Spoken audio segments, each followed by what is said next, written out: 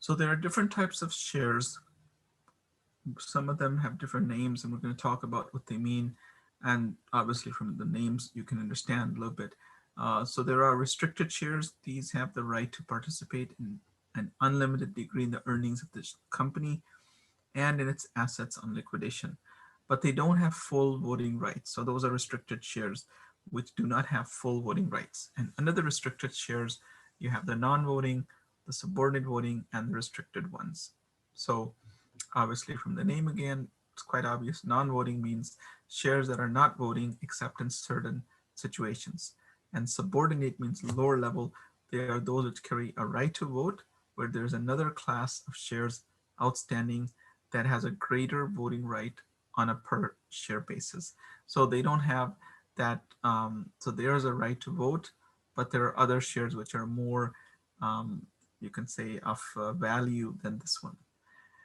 Then restricted voting shares are those which carry a right to vote, subject to a limit or restriction on the number or percent of shares that may be voted by a company. So if the person has 10,000 shares, there may be restricted voting, means you can only vote based on 5,000. So that could be possible. So now we talk about stock splits and stock consolidation.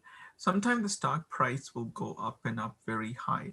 If it's, for example, $1,000 a share, that can be very expensive, or they have to split into shares smaller. So what the company does, a stock split means that they reduce the price of the share to a popular trading range. So remember, split, we're talking about the price of the stock price decreases. And so you divide the stock price by split, and then you multiply the number of shares. Let's take an example of a 4-for-1 split. So the stock price is priced at 150, and there is a 10-for-1 split. The client has 500 shares. So let's take a look at this. So in the first one, the 4-for-1, so the number of shares we have are, we have got 1,000 shares at $100. So 1,000 times 100 is $100,000. So the value of these shares is $100,000, right?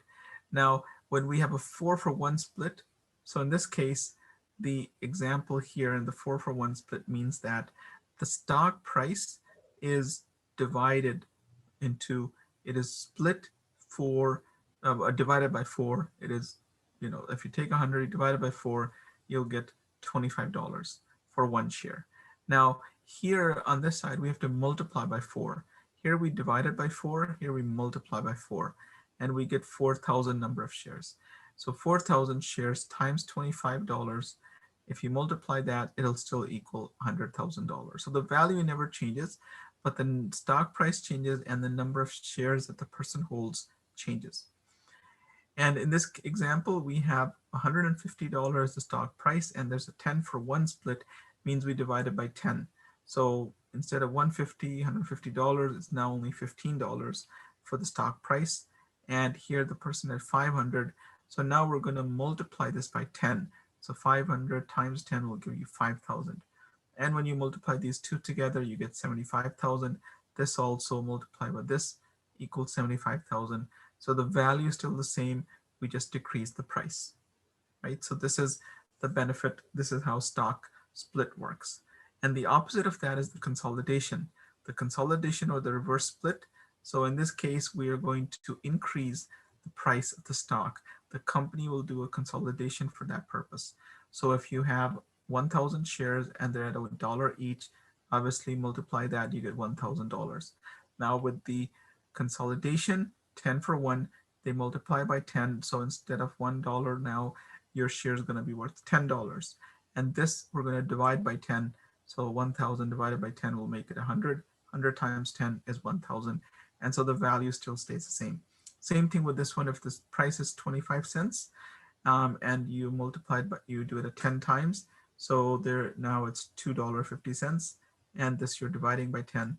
And so now if you multiply these two again, it's $25 that the person has value of the shares. So this is the purpose of this consolidation. That is, the stock price is increased. And in the case of the split, the stock price is divided.